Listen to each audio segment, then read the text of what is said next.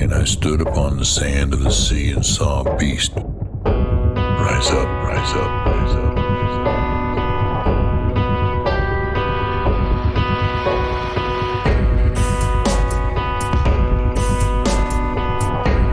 Who is able to make war with him?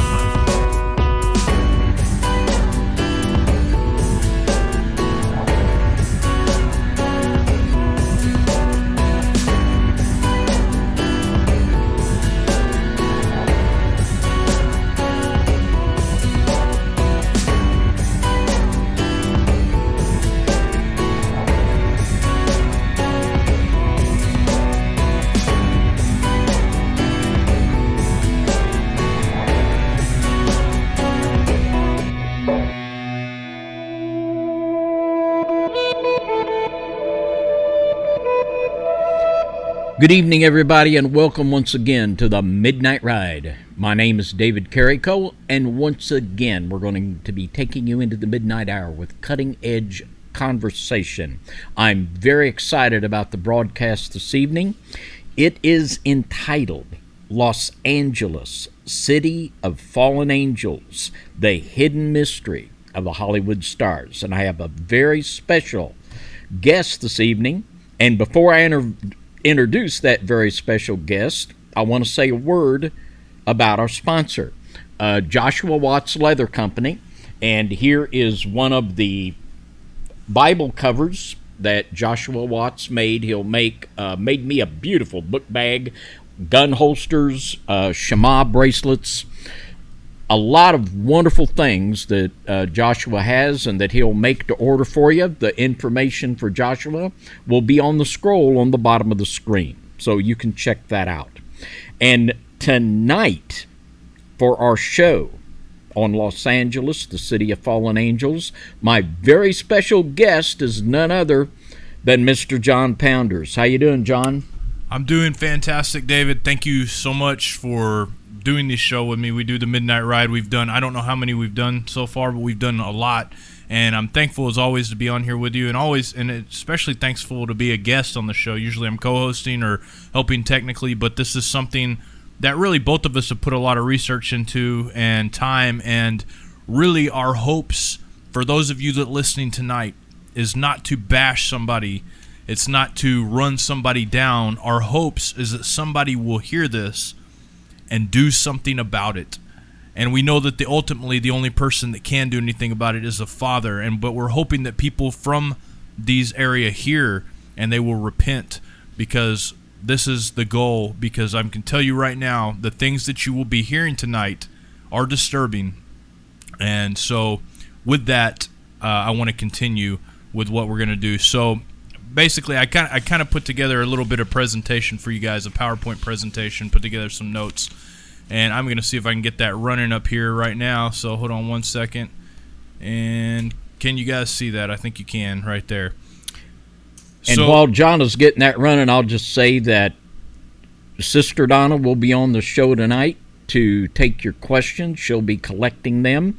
And please keep your questions to the topic and as brief as possible. Thank you very much. Right. And so tonight we're going to be talking about, as David said, we're going to be talking about, there we go. Hopefully I got the screen up now. We're going to be talking about Los Angeles, the City of Angels. And this is translated Los Angeles is angel, or the angels, and City of the Angels is Los Angeles. So everybody knows that. This is not something new that people don't know. But before it was named Los Angeles, it was Porciuncula, and I could be pronouncing that wrong. That's very, very much within my reality is pronouncing things wrong. But it's translated as Queen of Heaven or Our Lady the Queen, which is significant once you kind of figure out kind of what we got going on here and what we're going to be talking about kind of further into this thing. And this picture you see here is a representation of the Queen of Heaven. And oftentimes, as you know, David, the Queen of Heaven is oftentimes saw as Mary by the Catholic Church, but ultimately when you look back at the origin of the Queen of Heaven, that's not who we're talking about here. We're talking about Diana. We're talking about basically all these female goddesses that have different names because of different languages, but all represent the same thing. And so this is kind of what that town started out as. And as we continue to go, you're going to find out a little bit more about how really how significant that is. This town of Los Angeles was founded by H.J. Whitley, which he is considered the father of Hollywood, and he was a real estate developer, and he helped create the subdivisions and stuff along those lines really early into this, I guess, I can't think of the word I'm looking for. Early into this development of this land, film producers started coming to Los Angeles. He met with several film producers, and there's a historic document about them meeting. But the film producers were getting sued in other parts of the world, in other parts of the country. Most of these film producers have heard about. You guys have heard about, like Warner, the people that do Paramount, the people that do all these other companies that are just ones still doing the presentations, Nestor, etc. And they were getting lawsuits all over the country, and it was cheaper for them to go to L.A. and be able to pay the judges to basically do whatever they wanted to do. And L.A. kind of became a hub for rich people that were getting in trouble in other parts of the country that could come there and pay their way out of anything they wanted to do. It was a hub for prostitution. It was a hub for drugs because Mexico was right across the border there, and it still is a hub for drugs. Also, if these people got in a pinch, they could easily hop the border into Mexico. And all these are documented things about LA and the origins. And of course, when we had the gold rush, the elites of the country took a major interest in California because it had a lot of gold, and they had their own military at the time. They weren't even instituted into the country of into a state of the United States for a long time. And there's a lot of speculation, but I think honestly, if you look at it, there's a lot of evidence and proof that the people that helped found this Los Angeles were communists, and which Warner is a communist as well. And if you look up Warner, you'll see that that's not his actual real name. He is a Jewish man, but his name is a little bit different, but he is also a known communist.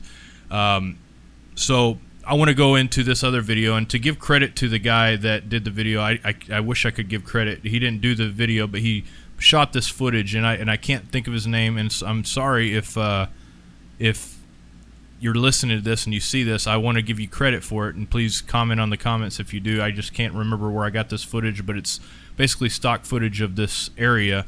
And what we're going to be looking at here is a town called Nemi, and so you're going to be seeing this. And Nemi is a commune in metropolitan city of Rome, so it's kind of a metropolitan city similar to what we see with Hollywood and LA. And it overlooks, it's in Alban Hills, overlooking Lake Nemi. And the town's name, okay, get this, derives from the Latin Nemis, or Holywood. Okay, and if you look at this, it looks like Hollywood. I mean, you could see yourselves, I don't know if you guys have ever been there, but when you go through the hills of Hollywood and look over where the sign is, and you look over where everything is, you see how he kind of pasted the Hollywood symbol in there. But the name Nemis means Holywood, and in antiquity, the area didn't have a town, but it had a grove, and we know about groves. We've talked about groves, and it overlooked a lake that was known as Diana's Mirror. Okay, and Caligula, you can see here that they built these massive boats, and emperors would come for all over the world to be instituted and to be made as stars in this area, so that they would claim themselves as stars, kind of like what they do in Hollywood. They claim themselves as stars. They've got these stars in Hollywood.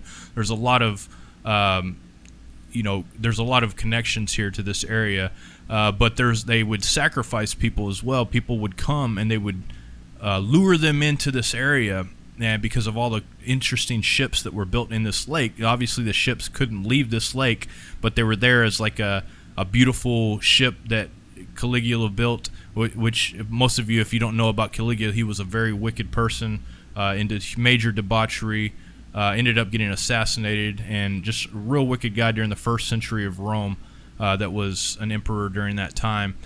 And so he built these luxury ships. People would come for miles, and he was big into the Egyptian Isis cult, or the cult of Diana, cult of Diana Nemorensis, and that's why I talked to you about the beginning. We're talking about the queen, the queen, the town Porciuncula, I guess is how you pronounce it. That's very interesting that they would have this here.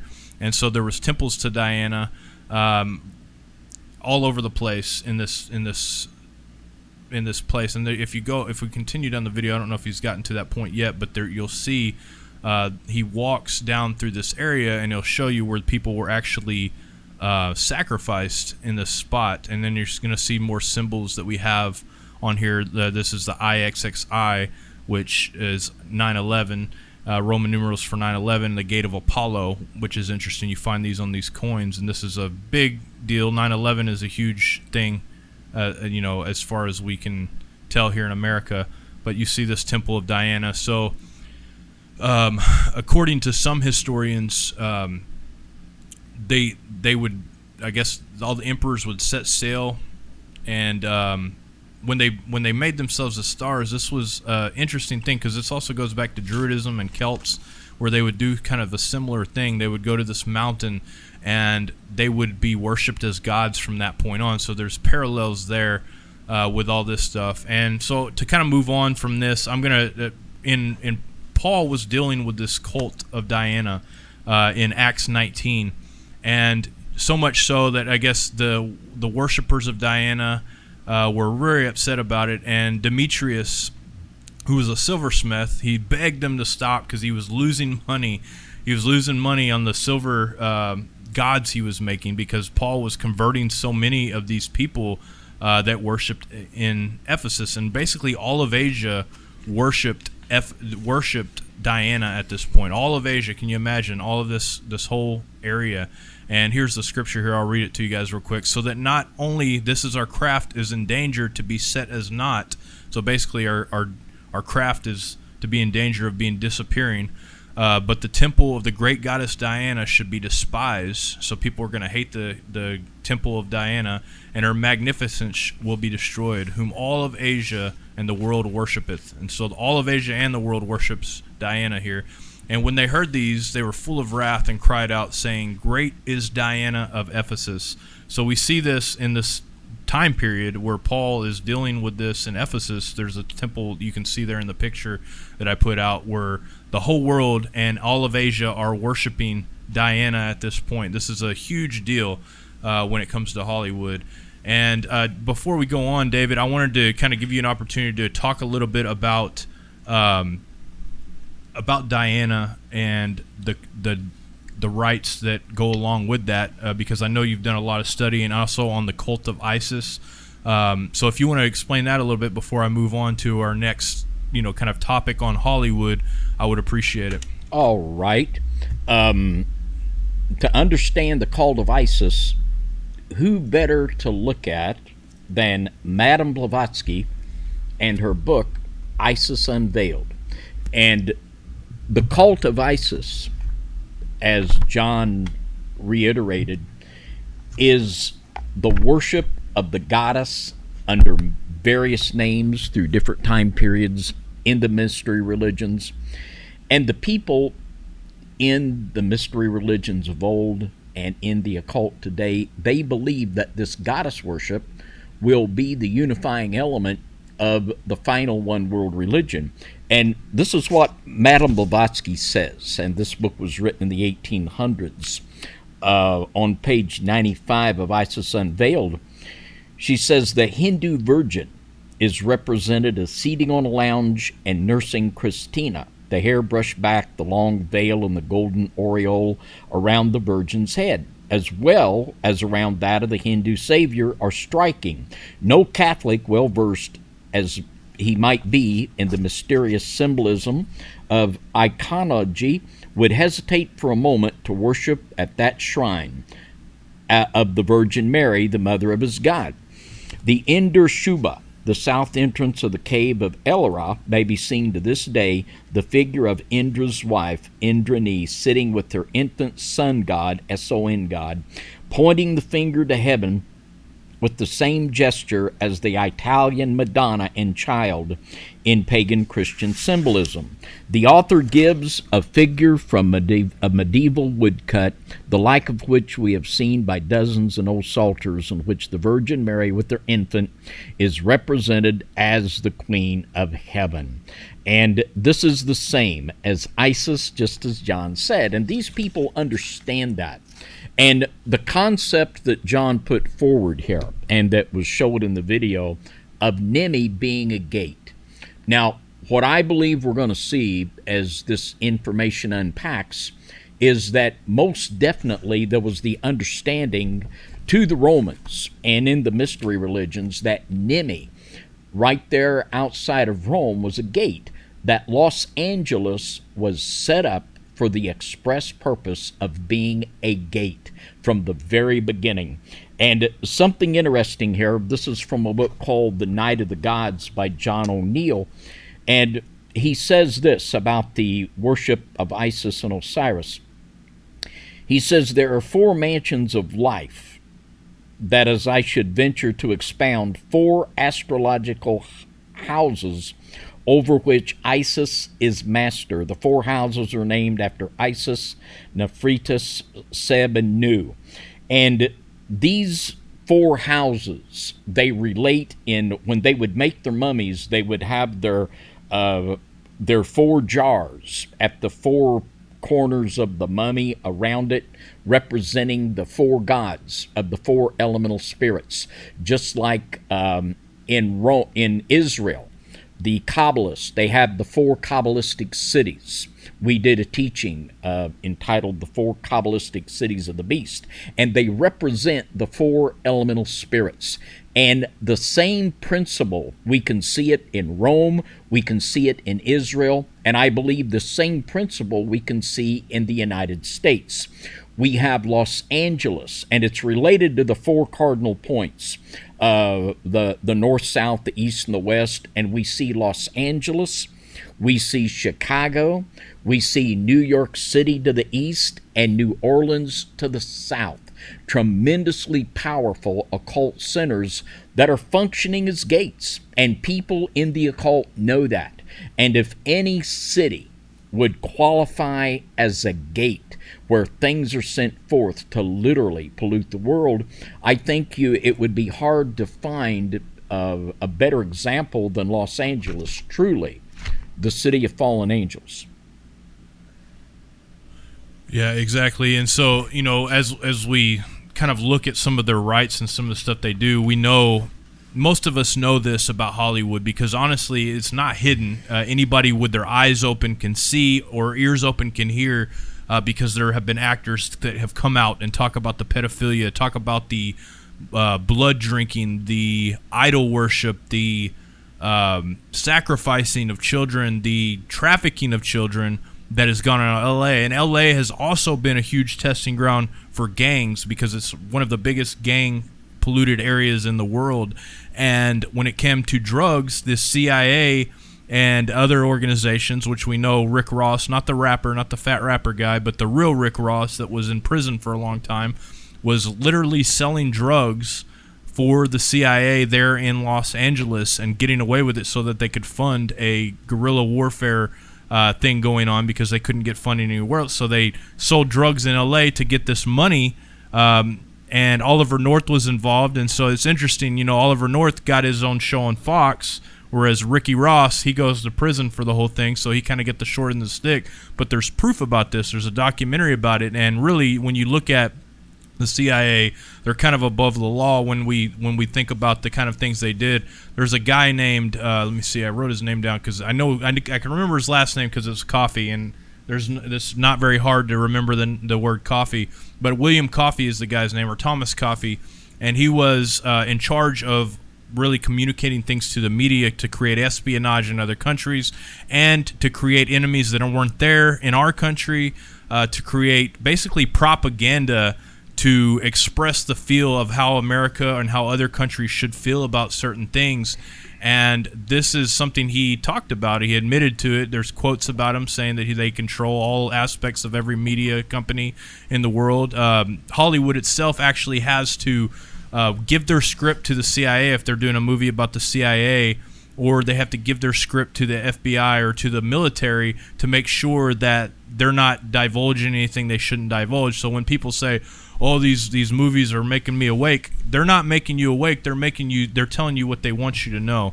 They're telling you these different things. I mean, sure, they have aspects of things that are true in them, and they have all these different things. But the fact of the matter is, it is propaganda at its highest level.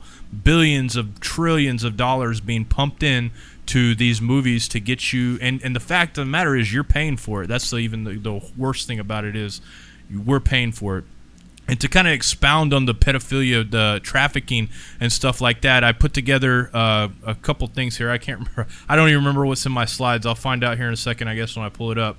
But this is, okay, so we're going to go in. This is Corey Feldman. He, you know, let me pull this here. I've got like 5 things. I got a screen here. I've got this mixing board here, and this stuff here. So it's, thank God for Donna tonight collecting questions, because there's absolutely no way that I would be able to do this otherwise. So okay, so we have these people coming forward about these pedophile rings. Corey Feldman, he's pictured at the top left. And he is probably the most prominent one that has come out talking about this and exposing this thing. He named his abusers, and him and another Corey, you know, being passed around like candy to these pedophiles, and nobody did anything about it. In fact, Barbara Walters, when he went on with Barbara Walters, she said, "You're damaging an entire industry." Rather than saying, "I'm so sorry this happened to you, this shouldn't have happened, and we got to do something about it," people were trying to silence him for doing it, and nothing's really come of it. He's spoken to the police in Los Angeles. He's come out about it, told the truth. The other Corey is dead now. There's Macaulay Culkin's talked about it. Michael Jackson, probably, who knows how many children he had at his little Neverland ranch that he had. But there's all these pedophiles that have been ousted, and one of them is actually real prominent there in Hollywood right now as we speak. And Hollywood is deeply and darkly controlled. And when I say darkly controlled, it's controlled by a mafia. It's controlled by a group of people that control the world, because pedophilia, I want you to understand this, goes to the highest levels. And when I'm talking the highest levels, we're talking royalty. We're talking people that are in charge of major countries. This is how high the pedophilia rolls go. And, I'm not trying to boost up Trump in any way, because I know a lot of people, I can understand that there's some dark things about Trump as well. But the fact of the matter is, LA is scared of Trump. And when you look at the pedophiles that have been ousted lately by Catholicism, and David will talk a little bit about Catholicism's role in the Vatican's role in Hollywood, but when you look at that, there's these pedophiles being busted by the Catholic Church. Huge story just came out. If you don't know about it, get out from underneath the rock and look it up. It's amazing how many have been busted, and we have these major producers that are coming out. Some have been gone to other countries for asylum. They're scared to death of what's going to happen, even to the point that at one point the governor of California spoke out about trying to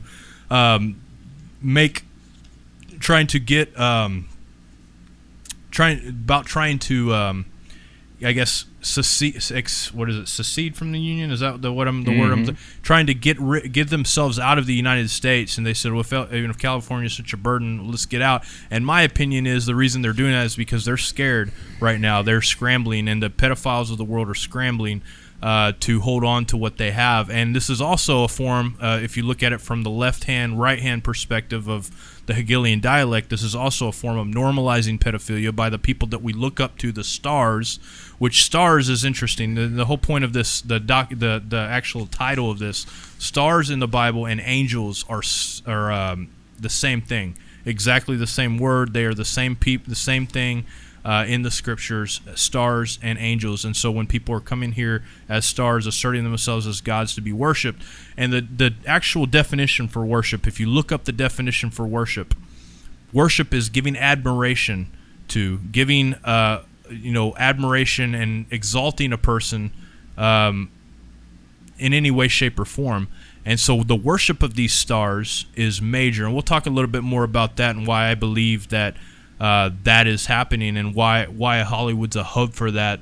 as we go on. But I want you guys to watch this video. There's several people that have come out talking about Hollywood and scared for their lives. Several people that have actually been killed, I believe, by Hollywood. And this is Quaid, and I don't know if you guys are familiar with him, but he had to leave the country. He's in Canada right now. Really been minimalized. He has his own YouTube channel. He's only done a few videos. I tried to reach out to him. I couldn't get a hold of him. But Quaid has been really blackballed by the community. So we're gonna watch this little short video real quick of him talking about this. And I'm sure some of you guys have already heard this, but here we go. I've been there. All right, I'm going to read a statement, and afterwards, turn it over to my attorney, Catherine Sass, for any questions you may have. Help! That's not the statement. For the past 20 years, my wife Evie and I have been the victims of criminal activities perpetrated by a small network of individuals who are out to destroy us personally, professionally, and financially. This network of individuals is manipulating the banking system and the criminal justice system for the purposes of sabotaging our credit and our credibility. 3 of these individuals are Hollywood lawyers and a business manager, all of whom I hired 20 years ago to handle my legal and business affairs.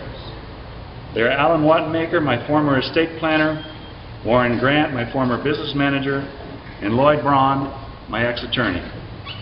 These 3, along with a few others whose professional services I've engaged over the years, have conspired together to steal my property, my money, and with the aid of specific individuals at 2 major studios, Bruce Berman certainly being one, have gained access to my royalties revenue streams.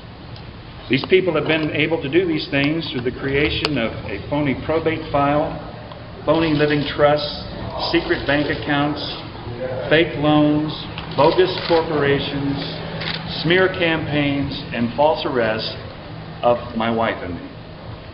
They have been aided and abetted in their schemes by the entertainment division of City National Bank's Roxbury branch in Beverly Hills. This particular branch is a major financial hub for the entire Hollywood industry, with the cooperation of certain individuals within City National's entertainment division.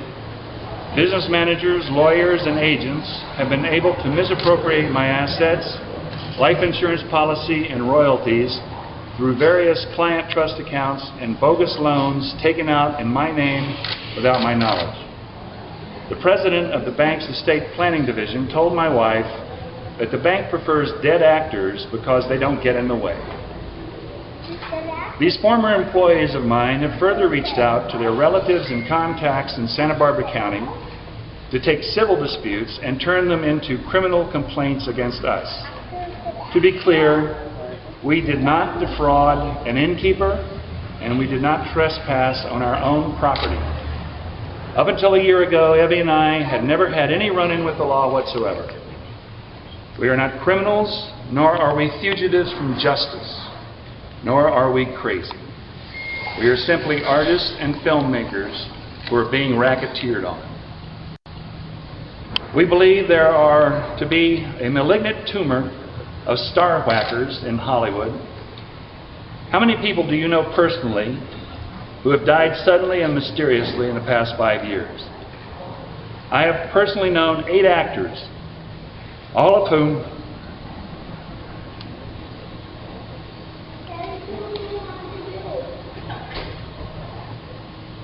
whom I have worked with and was close to. Heath Ledger, Chris Penn, David Carradine, among them. I believe these actors were whacked, and I believe that many others, such as Britney Spears, Lindsay Lohan, and Mel Gibson, are being played to get at their money. In the meantime, many of celebrities' image and marketability is being co-opted and destroyed. Google helps out by keeping the negative stories near the top of a celebrity's web page because it's the negativity that brings in the advertising revenue. In my own case, my ex-attorney Lloyd Braun has joined this tribe of bottom feeders by creating his own celebrity gossip website. What is wrong with that picture? When your own attorney starts defaming you, who do you turn to defend you? Lloyd Braun also claims to have come up with the idea of The Sopranos, so he's obviously familiar with the ways and means of organized crime. Unfortunately, my brother Dennis has made matters worse by buying a house from Mr. Braun on property Braun originally bought with money he embezzled from me. I recently discovered, much to my surprise, that Dennis is also on the deed to my Santa Barbara property. This is also the work of Mr. Braun, further confounding the validity of the transfer of my fully furnished property in 1992 to Mr. Bruce Berman. I have earned approximately $40 million throughout my career. I have profit participation in some of my films. I am being embezzled from by this monstrous ring of accountants, estate planners, and lawyers who are mercilessly slandering me and trying to kill my career, and I believe murder me in order to gain control of my royalties. I wish to return to only one thing: work. For the past 40 years, I have successfully worked in Canadian productions, and I would like to announce my availability and desire to do so immediately, legally, of course. And now I'd like to turn it over to my brilliant and honest Canadian attorney, Catherine Sass, for questions you may have. Where's Eddie today? Are you guys listening? Because I can tell you right now, this is not the only time, the only video that I could find where actors were coming out and talking about stuff like this. When you look at people like Dave Chappelle, when he was scared, he was talking about, people running through the street and being nervous, and these people that are dominating them, and Illuminati and things like this nature. Then he moves to South Africa. Okay, this sounds crazy, and it sounds like the most absolutely nuts conspiracy theory in the world, and it might be. But the fact of the matter is, when he came back from South Africa, there's a noticeable difference in the way he looks. His own family, says that he does not even know who they are when he looks at them. He does not know who they are, as if he's not the same person. Weird stuff going on. You have people like Cat Williams speaking out about this stuff. You have people like Mel Gibson, who has been blackballed for speaking out against the Kabbalistic people that are in control of these things. There's many videos that I could have brought out, but what do you think about that, David? I mean, is this not mind-blowing? Yeah, it is mind-blowing. And these people are evil. They have been evil for a long time. It's just not a matter of being immoral and promiscuous and bohemian in their lifestyle. They are wicked and will kill or do anything they can to get power to hold on to it. And this has been the way it's been from the very start in Hollywood. It really has. It's disturbing, to say the least. I feel sorry for anybody going there to try to thinking that they're going to achieve the American dream, and they're going to make something of themselves, because they will, but they're going to sell their soul for it, and they might end up being sacrificed for it, just like they were in the Lake Nimi, when people would come because they were attracted to what's going on. A lot of these people that aren't these secret Kabbalists and part of these bloodlines, which is another interesting thing that I don't know how much there is to it, but I was told that the red carpet represented a line of blood and a bloodline. That's why they have the red carpet events. But it's interesting. I feel like people that aren't a part of this bloodline, they may be being sacrificed in this country, or in this community. Have you heard anything about that? I mean, because it's interesting. It's always a red carpet event, and when you look at royalty, they're always walking down a red carpet. Well, I believe it exactly represents that. And there's a very interesting story of a young actress by the name of Peg Entwistle. And she committed suicide in 1932 at the age of 24 by jumping off of the Hollywood sign. At that time, the Hollywood sign, it was Hollywood Land. And there's all kinds of high strangeness surrounding this young lady's life. Their family came over from England, and strange numerology. Her father was killed by a hit-and-run driver at 72 in Park Avenue in New York City, a.k.a. the 72 Names of God. The movie that gave her a reputation as a rising young actress in Hollywood was entitled 13 Women. And she was given gardenia perfume, which became her favorite. And after her suicide, there are hundreds and hundreds of reports of the sightings of her ghost and the smelling of gardenia around the Hollywood sign and in the area of Griffith Park and Mount Lee. And what's even more compelling is gardenia is one of the most prized elements that's used in witchcraft. And to top it all off, after she died, in the mail came an offer from one of the major studios for her to play the role of a young woman that committed suicide. Now, I think there is tremendous reason to believe that Miss Entwistle was a victim of Kabbalistic magic and as a human sacrifice. And how many women since that time? Peg Entwistle was the first really famous case of a young woman goes to Hollywood to make her fame and fortune, falls into all of the things that a young lady shouldn't fall into, and winds up either committing suicide or being killed. And just like many of the famous celebrities, Marilyn Monroe, and you mentioned a lot of them, they're human sacrifices, because these people, they're literally above the law and they are law. They are the law, they're above the law at the same time, and they'll do anything for money and power. And it's not an encouraging thing to think about, but that's the way it is. It's obviously the way it is.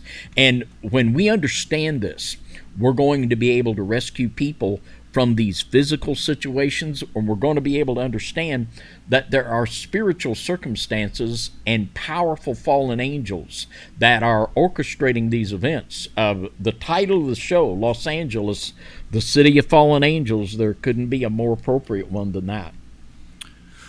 Yeah, it's definitely a city of fallen angels, and my personal opinion is that this is a place where the Nephil, the spirits, the disembodied spirits, the demons go to be worshipped. This is a place where literal fallen angels go to be worshipped as gods. And you talk about a film that she played in where she committed suicide. In the film, Heath Ledger had a very similar thing with, he played his role as Joker in Batman, but there was another film that was a little bit less popular but highly occult. I mean, in the film he has a noose around his neck. It's something Dr. Pernicious or something like that. He has a noose around his neck, and he has the triangle with the eyeball on his forehead as he's dead there with the noose around his neck. And this was right before he passed away. All his family said he was a fun-loving guy. There's no way he would commit suicide. But anyways, there he is. But like you said, there's so many different ones. And I'm going to move on to this next slide here real quick. That it's kind of out of place, I think, in the whole slide of things. But I don't know if you guys know what happened to me today, but as I did these notes yesterday on Friday, because I like to get all my studying done before the Sabbath, so I can just sit down and relax on Sunday or on Saturday. And so, anyways, I go to my computer because I'm going to put it on my external flash drive so I can bring it over here. And I go there, and all my notes are gone. Everything. My notes are, there's no file to be saved, and my computer automatically saves everything, auto-save every 10 minutes when it comes to Microsoft. No auto-save, nothing, just completely disappeared. So I'm going off of my PowerPoint presentation here. Hopefully I'm doing all right, because I can tell you I found some interesting things, because whatever happened there, I don't know, but everything gets used for good, because I can tell you I found some things that I didn't find before by going back through this research and information. So anyways, we're going to go here to this Emmys, okay? This is an interesting thing, because as you see here, this is an award here. You see this angel that has lightning bolts for wings, and this was reminiscent of a scripture that says, where Yeshua is saying, I saw Satan falling from heaven like lightning. And you see this, and then you see this angel holding up this atomic structure of some sort. I don't know what it is. It's like a atomic structure. It has little swirls in it. It's kind of like a globe. And when I looked up the name Emmy in Latin, that word means adversary, right? And it means adversary, and it also means opponent, and which is interesting to me because when I look, and this will blow your mind. Just wait. Hold on. Here we go. Let me switch this slide. This will blow your mind. Okay, so the people that do the Emmys is the National Academy of Television Arts and Sciences. And if you look at those letters, you see the at the beginning of the letter. You can't make this stuff up. N-A-T-A-S. Do that backwards. It's S-A-T-A-N. This is interesting because once somebody wins this award in Hollywood, they basically become as gods and are worshipped as gods for a long time. They get their star. They get all these interesting things. This is a significant thing here. I believe this. I don't think this was by accident. This S-A-T-A-N letter at the beginning of there at all. Absolutely, it's not. And we know in Scripture that angels, both good and fallen, they're referred to as stars. So there's an obvious correlation here. And these things are not coincidental. These people love doing things in a way that it's hidden from the view of most people, but yet to their elite and to a lot of people like us that are figuring this stuff out, we know exactly what they're doing. Yeah, it's no secret to us, but it's interesting to me though that there's so many people that know about it. Like I know about it, you know about it, the people that are listening now know about it, and everybody that's ever heard Corey Feldman talk, everybody that's heard all these other people talk, know about it, but nothing's being done about it. I just want everybody listening tonight to come together in agreement with me, with the Father, and ask that something gets done about this. Whether everybody in Hollywood repents, like Nineveh, when Jonah went to talk to him, or that something's done, because this stuff is very disturbing, to say the least. And this next slide that I'm going to show you is extremely disturbing as well. Let me get back to my slides here. Here we go. So this next slide, okay, to the left here you have an FBI document, and the logos are used by pedophiles to identify sexual preference. And at this bottom of the screen you see this triangle that's like a triangle that kind of goes inside itself like a Fibonacci sequence, and it says logo, aka boy lover. And when you look on the Sheriff's Department of Los Angeles County, and this is a real picture, you can go online and look up their Sheriff's Department, look up their badges, you have the same exact symbol on their badges, which to me blows my mind, because this is something that a lot of people don't know about me, but before I did Now You See TV, there was a guy that I used to work with. He was an activist that would go and he would try to protest and spread awareness to children being taken from their parents via CASA or via CPS or any of these companies. And so we went to Los Angeles. I went there with him. He asked me to go with him and shoot a film. And the film ended up not coming out. It was interesting dynamics to the whole thing. But anyways, we go to this place. We go to the courthouse. There's a lawyer. His name is Attorney Fine. And he brings out this evidence on national news about this judge who was on the board of CPS and CASA, right? He's on the board, and he's getting kickbacks for every child that he takes from their parents. Kickbacks, every child he takes. So he's on he's the family court judge. So he has the final say on whether children get away. You think you're going to get a fair trial with that? I don't think so. Anyways, LA County has to this year, I believe this year and last year, maybe more this year, 30,000 children that are in foster care in LA County. 60 to 70% of the children who are trafficked, all right, and this was statistics years ago. I think from what I understand, the statistics have gone up, that are trafficked are in foster care. Children have gone missing in foster care. Pedophiles have been put in charge of foster homes. There's proof of this. Senator Nancy Schaefer, for those of you who don't know, I was in with the group that was doing the documentary with her. She ended up with a murder-suicide with her and her husband after she had filmed, which I don't believe it was a murder-suicide, after she had filmed children in cages in CPS locations in Texas and foster homes in Texas. She had filmed this stuff, getting ready to bring this out, and months before a month before she was going to bring this out, next thing you know, her husband supposedly killed her and killed himself, which I do not believe for a second. There's a lot of money in this pedophile ring, a lot of money, and a lot of interesting things to be said about it. But we can go on about that. But I can tell you right now that it is a deep, dark thing. And David can tell you a little bit more about the occult side and the beliefs behind why pedophilia is so important to these people. This is not just a deviance. There's something to it. They believe they're getting power from it, don't they, David? Well, they sure do. And this is the belief, and it's something that was popularized in the modern era by Aleister Crowley, but it goes all the way back to the most ancient paganism, the desire to defile the innocent, to defile those things that are pure. And they believe that by the act of defilement and the drinking of the blood and the actual eating of the flesh and the taking of the life, that they get power. They can get power from it, and that they can extend their own life. And this is something these people really believe. And the recent episodes of Pizzagate and the Hollywood spirit cooking, the big gala out there in 2011 with Maria Abramovich, Deborah Harry, and all the Hollywood elite out there where they did their mock cannibalism. This is the idea, and these people are laughing up their sleeve because these things that are done in open are so outlandish, and in secret there's certainly nothing that they withhold from themselves. Right, and this is the same thing that was going on in the scripture with Baal worship. Sure. When they brought these things, they were allowing their children to pass through fire to gain power. In Druidism, the term, the greater the sacrifice, or the greater the magics, the greater the sacrifice, and they would sacrifice children and do these things, and it's pretty it's mind-blowing to think that this happens, but it's been happening forever. This is nothing new. The fact of the matter is, though, this can be stopped. We can stop putting our money into Hollywood.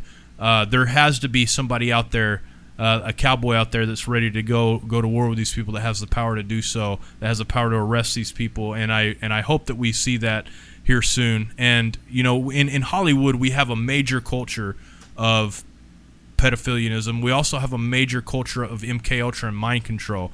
And I'm going to show you guys this next slide that I have here.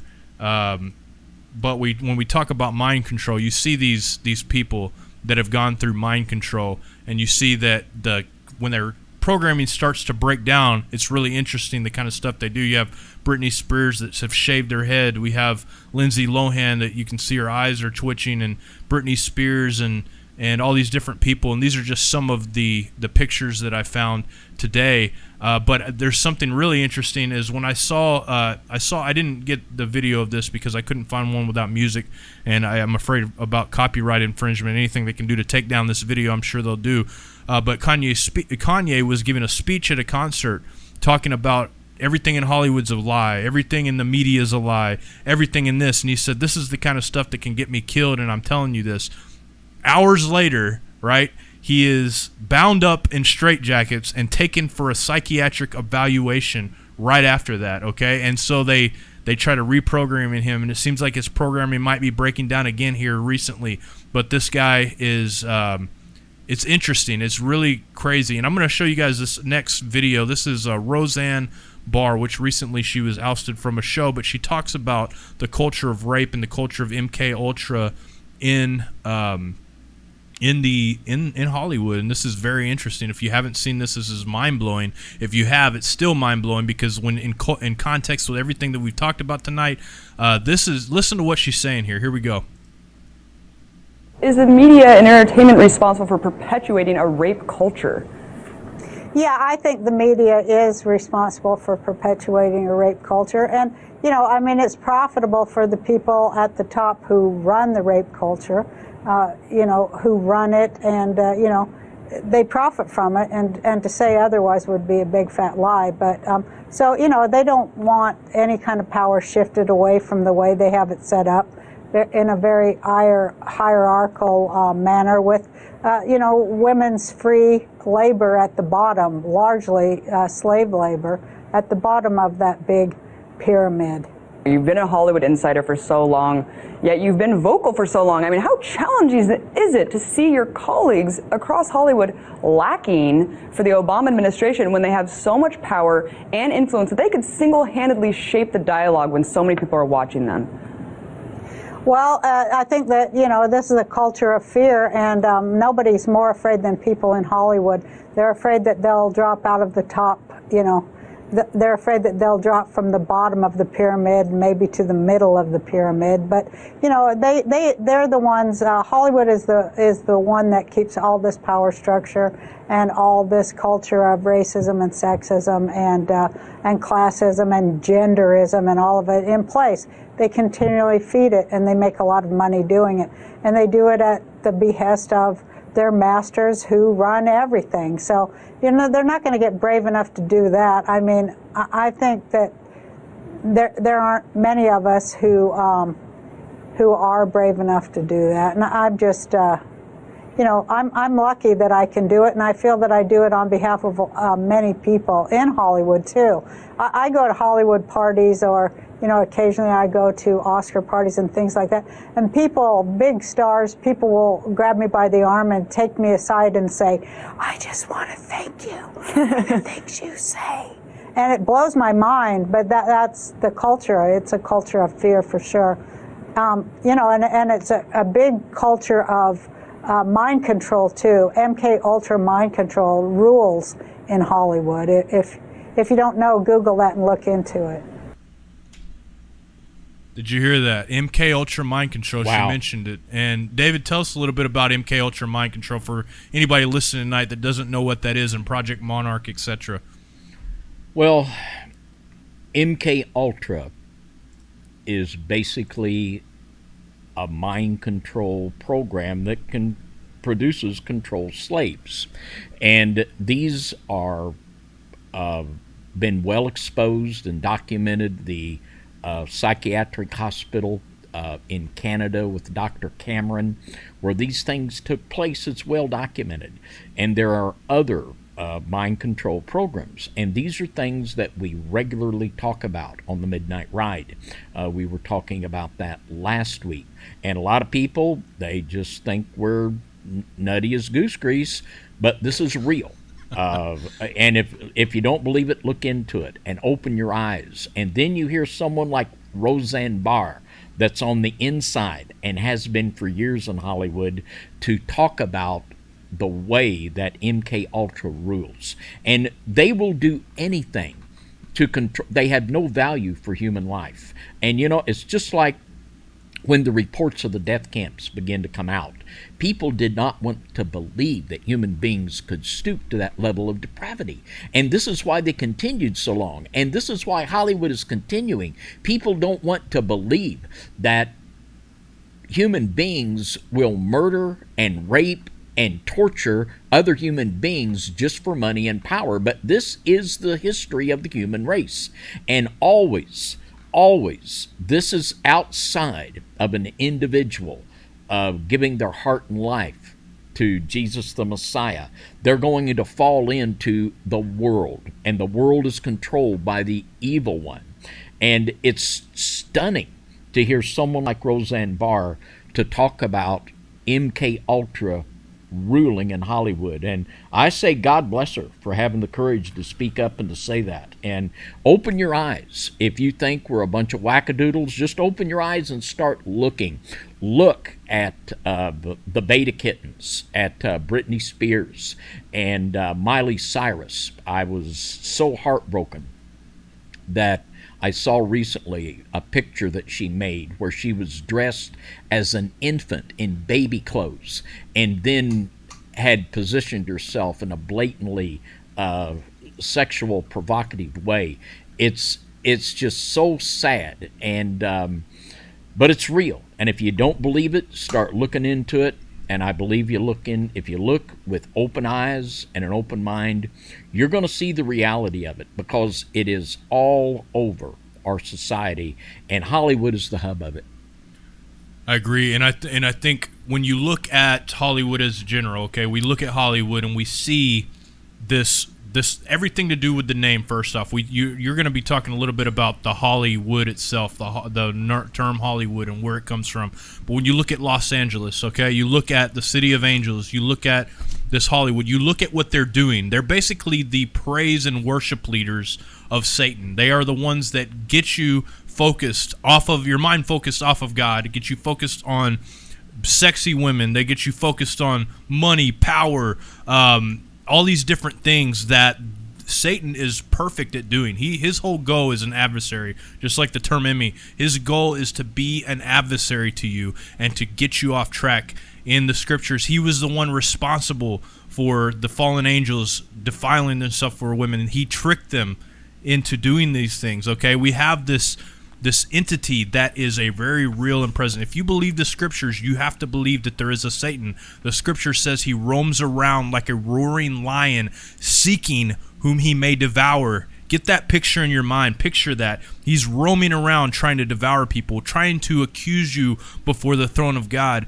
And when you have a town like Hollywood that has a temple, basically this is their temple, this is their place where they corrupt us. They were giving us the curse of Balaam. Balaam tried to curse the children of Israel. It couldn't happen. But what happened that made the children of Israel curse themselves? They turned over to lust after women, promiscuity, and meat sacrifice to idols, among other things, and God killed them for them. You didn't have to curse them. That's what happened, and this is exactly what these Hollywood stars do. How many of you guys have seen the Hollywood symbol where they do this? And I know somebody's going to screenshot this and say, look, John Pounders is Illuminati. He's doing this. This is not why I'm doing it. I'm showing you what they do. How many of you guys have seen that? I believe that there's something more to that, David. I do too. I believe there's something more to it. And when I look at something, let me show you guys this real quick. This is a slide that I compiled here. On the left, we have these stars throwing up this symbol, right? We have Jimmy Buffett throwing a symbol here. We have Jay-Z, we have, and the list goes on about how many people have done it, Beyonce, etc. You keep going, Drake, I mean, Lil Wayne, almost everybody that wants to shock people will throw that symbol up. On the right-hand side, what we have here is a high priest, a Kohen Gadol. This is when they give the priestly blessing, they put their hand out like that, okay, you see that, and they have this to make a shin. This is like the shin symbol. But they do this as a blessing, giving out the priestly blessing. And how many of us know that Satan loves to corrupt? Okay, so these are the priestly blessings that they're giving people. They're giving people the Aaronic blessing with this symbol as they go up to do this. And we have, these are the high priests. Basically, the high priests, if you don't know their role and structure in the temple, they were the worship leaders. They were the ones that instituted the sacrifices to help the people get their relationship with God. They were these, and these other people right here, these people that you're looking at here, these are the high priests of Satan.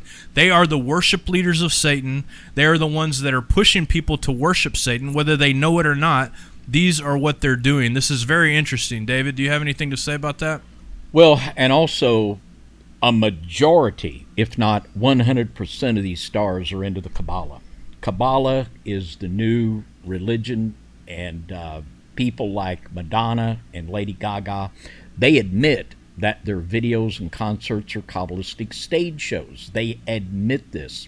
And in the Kabbalah, the Shekinah is worshipped as the divine feminine. This is the counterpart to the BVM in Roman Catholicism. And the sacred feminine is the divine, is the commonality here that connects this. And this is why there's this similarity here.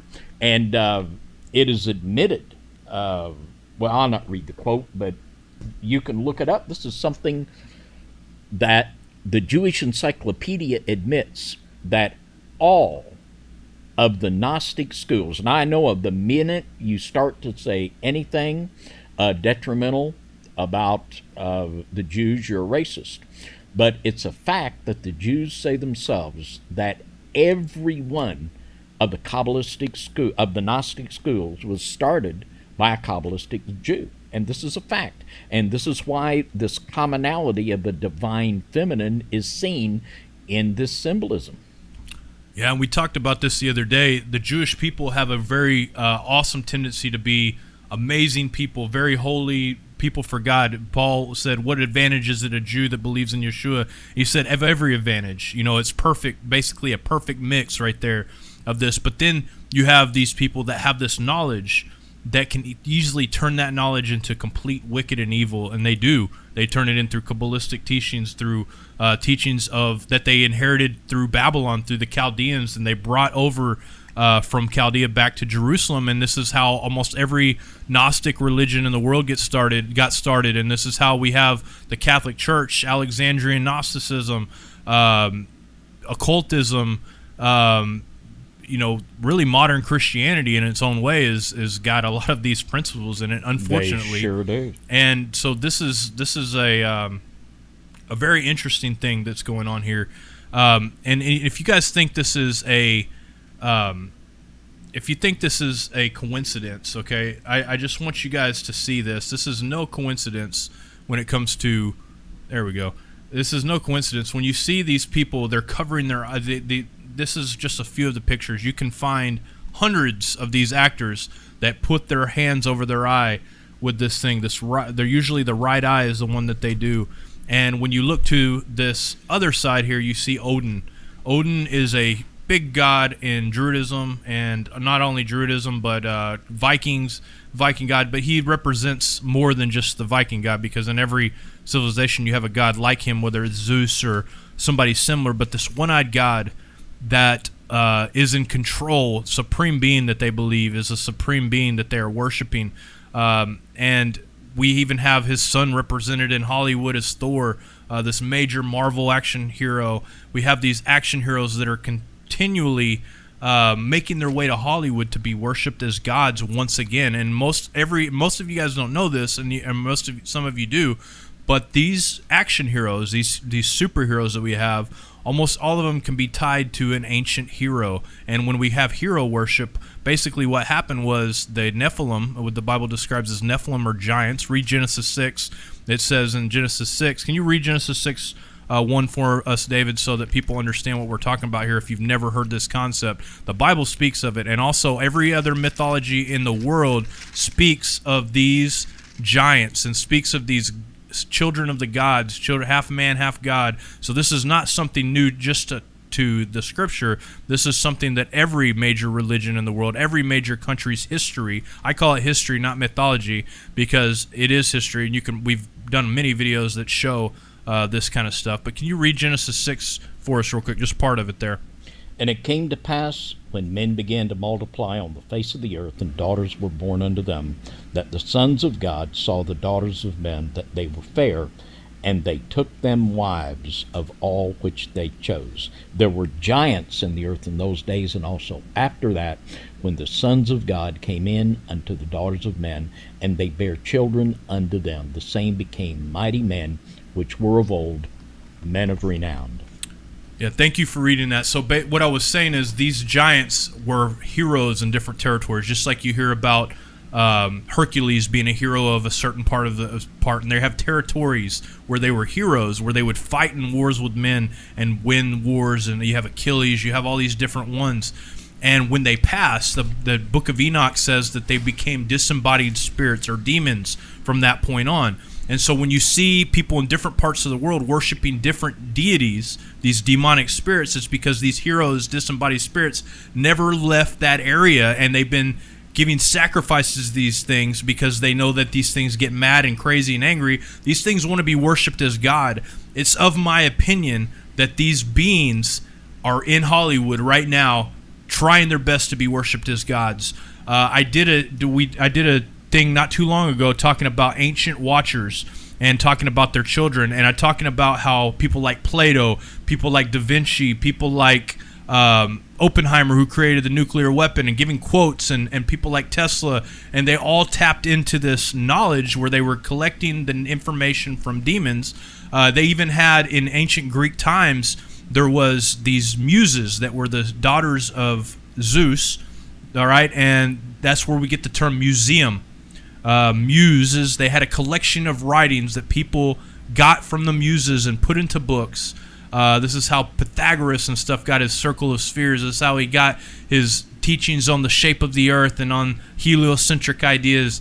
They got these things from these demonic entities and wrote them down and continued. This is how it's continued from time. If you haven't watched that, go check out, just type in Ancient Watchers NYSTV. I think we did one on the Midnight Ride about it. Mind-blowing stuff. It blew my mind.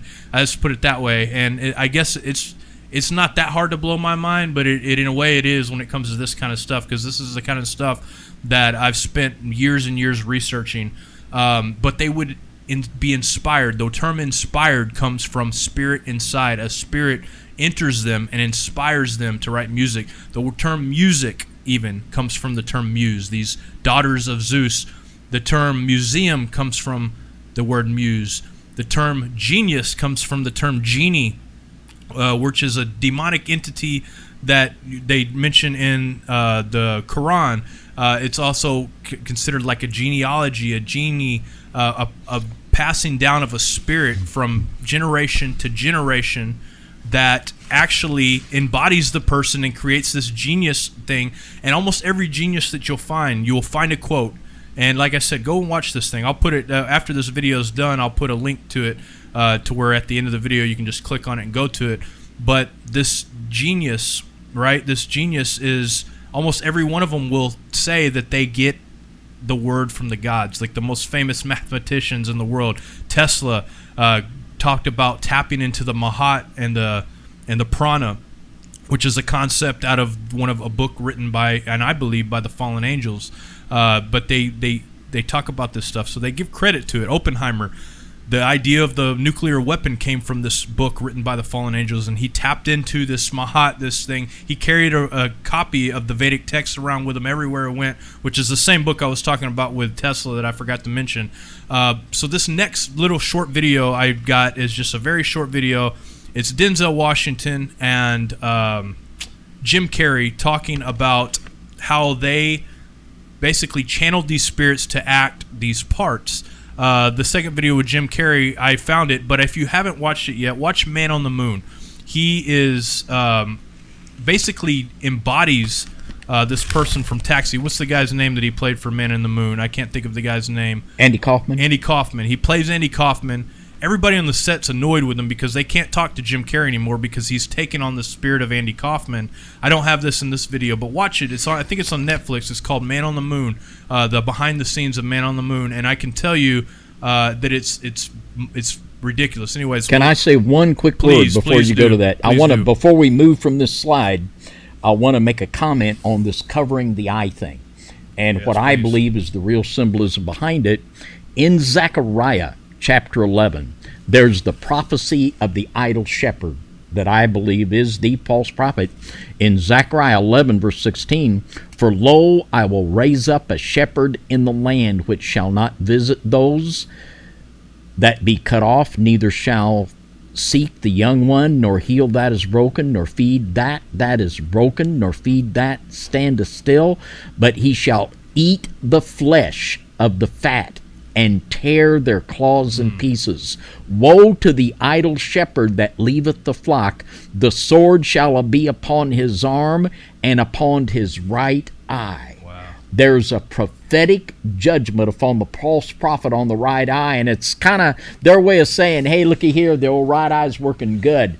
Or another way of saying, hey, the right eye's gone, but the left eye's working. I think this is a profound understanding that they know that they are hooked up with the show that's going to roll in the false prophet. Wow. Yeah, I didn't think about that. And when you brought that verse up about darkening the right eye, there's these pictures going around of like the Pope that's got a black eye. Yeah. You've got the president with a black eye. Yeah. You've got the vice president with a black eye. These congressmen, these actors with a dark eye, and it seems to be that nobody ever tells why they have it.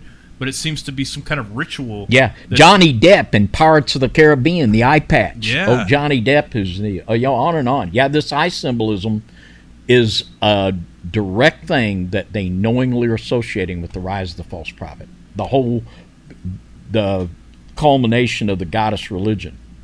Yeah, the whole thing. And so I'm going to go to this video real quick, and then David, I want you to talk about Hollywood, the Holly tree itself and stuff like that, if you don't mind, and then we'll get into questions, because I honestly could go on for like 2 more hours on this, but I'm not going to this time. Maybe in the future we can go on more about it, but I'm gonna go ahead and play this video real quick if I can pull it up here. Here we go. All right, can you guys see that? There we go. And here we go.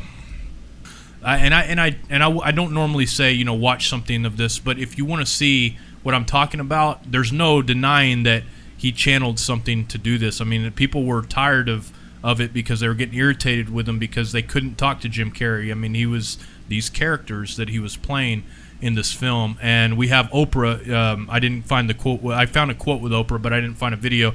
But she said that she does the same thing. She channels these spirits to play different parts, like on The Color Purple, etc. And this is nothing new, but like I said before, when you have ancient scientists, you have ancient mathematicians, and present-day scientists and mathematicians doing the same thing, these actors, these muses, are doing the exact same thing that they're doing, and this gives these demonic entities a chance to be worshipped as gods again, because let's face it, the term worship basically just means a great admiration for.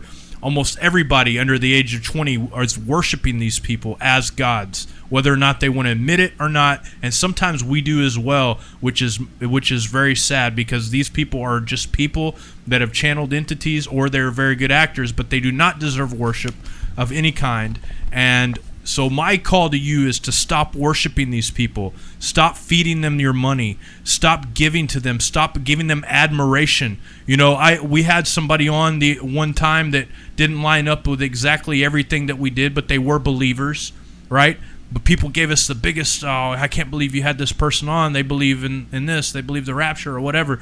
And I'm thinking, people, my contemporaries, are boistering Hollywood movies with demonic entities in them, and nobody says a word. But because somebody that is a believer believes in the rapture, we're evil for having them on.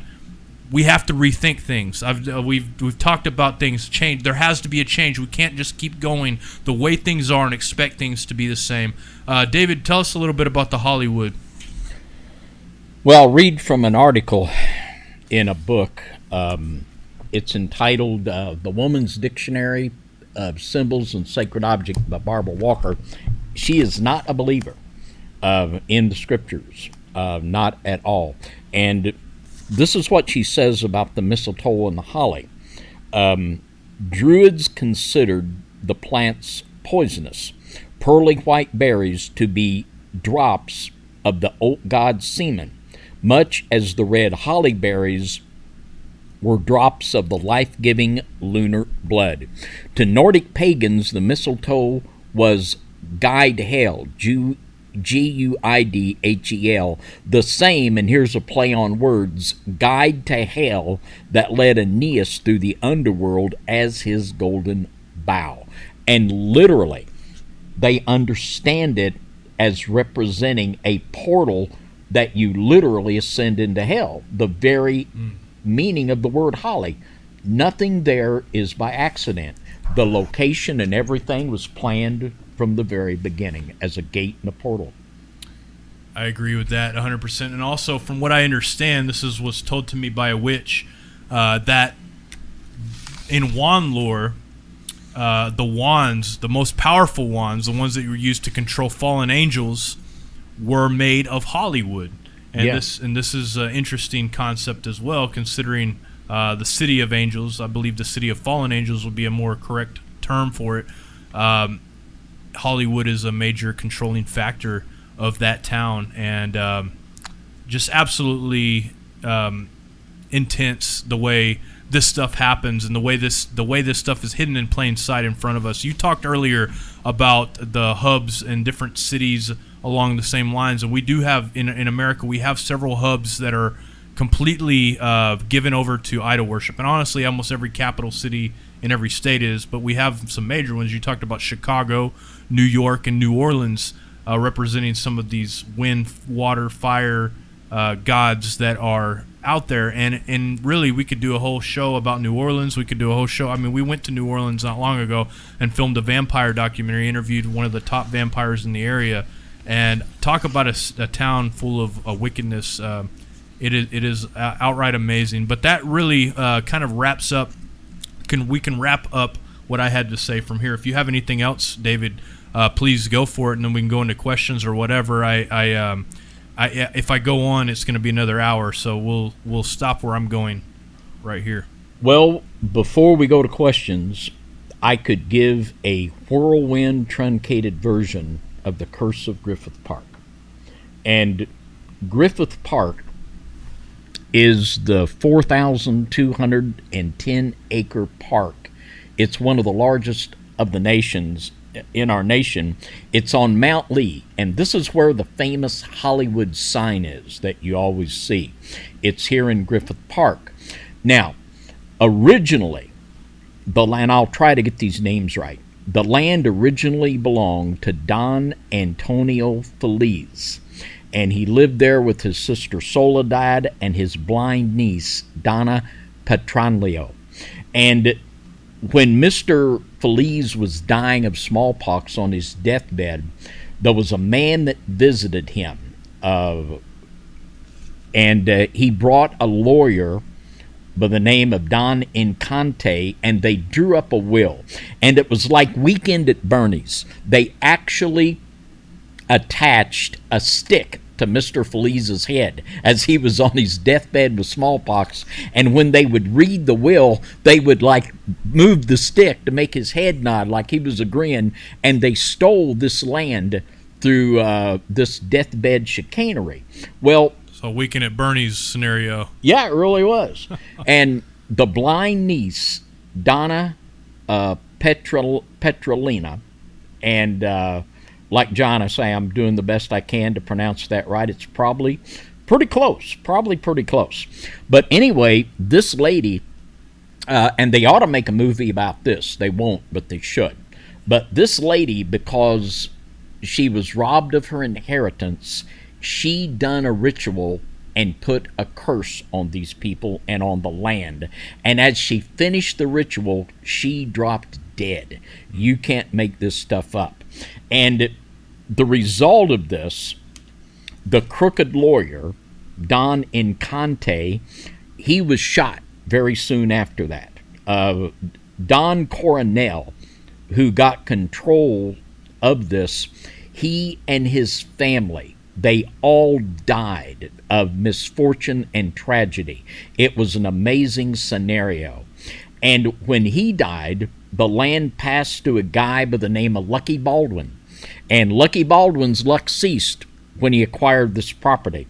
And Lucky put a ranch and a dairy farm there. And all of his cattle mysteriously died. So he planted grain. And then the fire came in and destroyed his grain. He replanted. Grasshoppers came in and destroyed his grain. And finally, to top it all off, Lucky was shot down by a bandit. So Lucky wasn't too lucky. And then in 1882, the land passed to Colonel Griffith Jenkins Griffith, who the park was named after. Now, this is where it gets even wilder, if it could get more wild. Mr. Griffith was a Protestant, and he married an extremely devout Roman Catholic from a prominent Catholic family. And Mr. Griffiths claimed that his wife and daughter were conspiring with the Pope to steal that land. Now, with what was said tonight about NIMI and the correlation there, and we know the great lengths that the Vatican went to get control of this mountain where they put the Lucifer telescope. The Vatican does strange things like this. But anyway, Mr. Griffiths beat his wife to the punch and shot and killed her.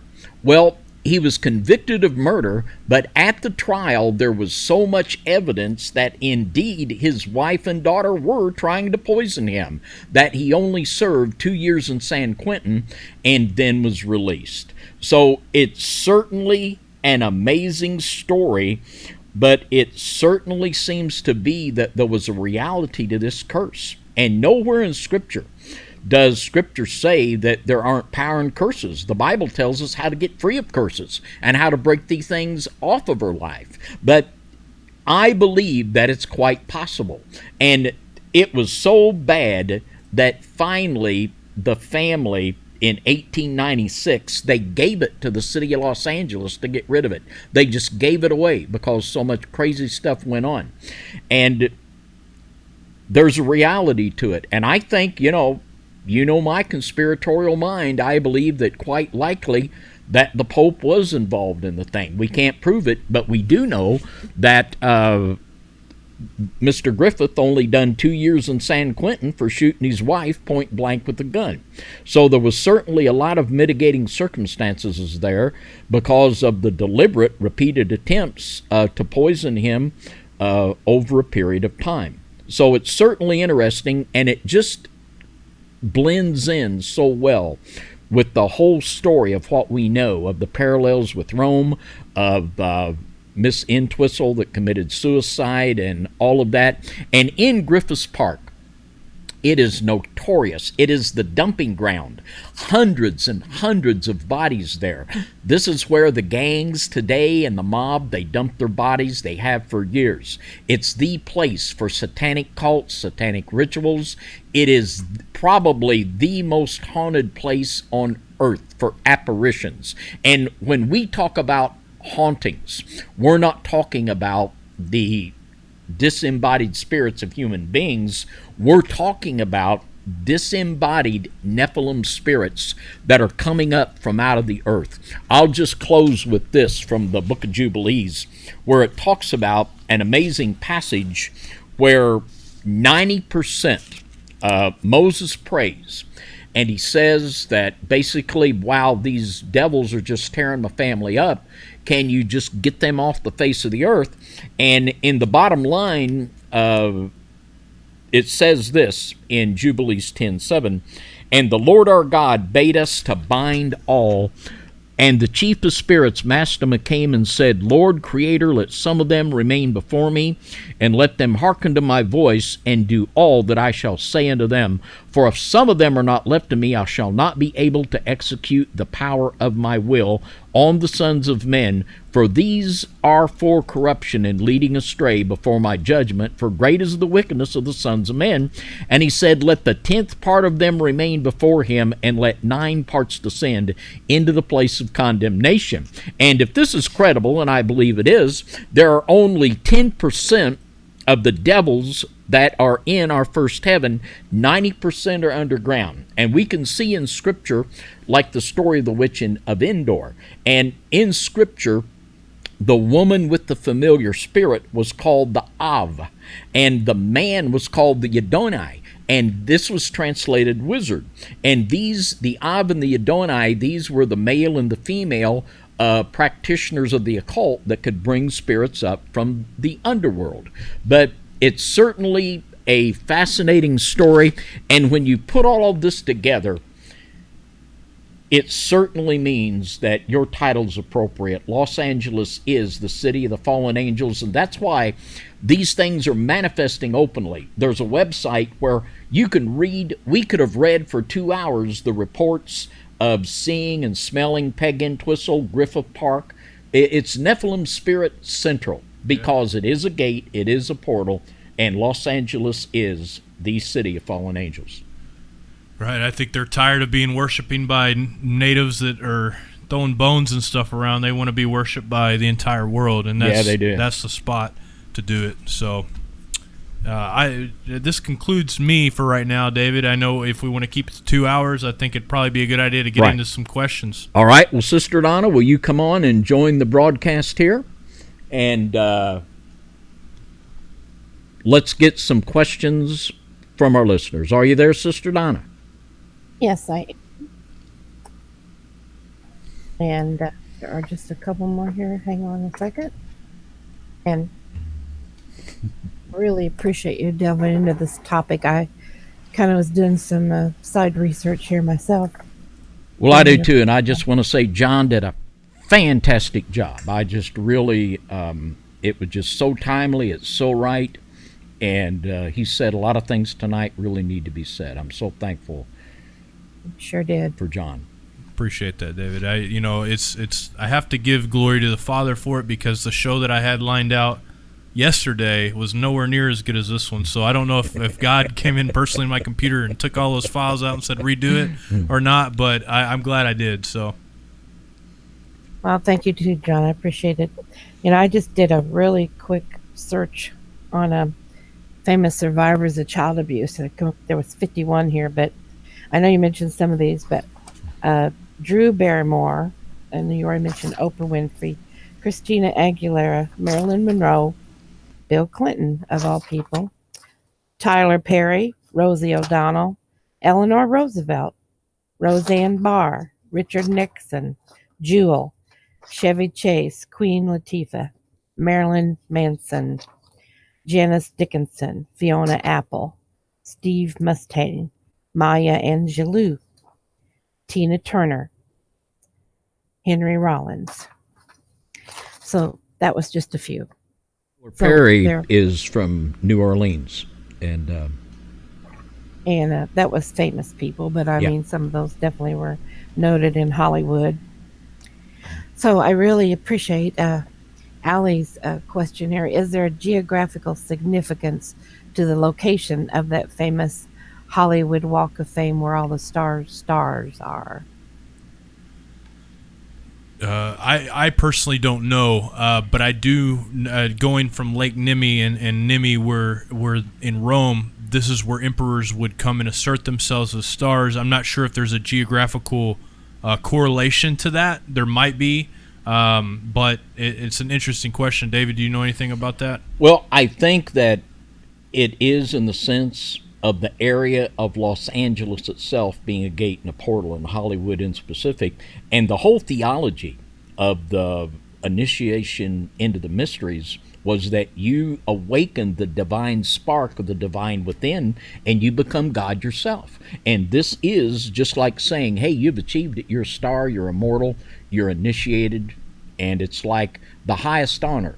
And they even, I know John had on a slide there, they even have a star on the Walk of Fame for Lucifer. Mm-hmm. You got to mention Lucifer. Yeah, that's the truth. Rhonda wants to know, she wonders if there's an evil high place altar up on the hill by the Hollywood sign. There have been many.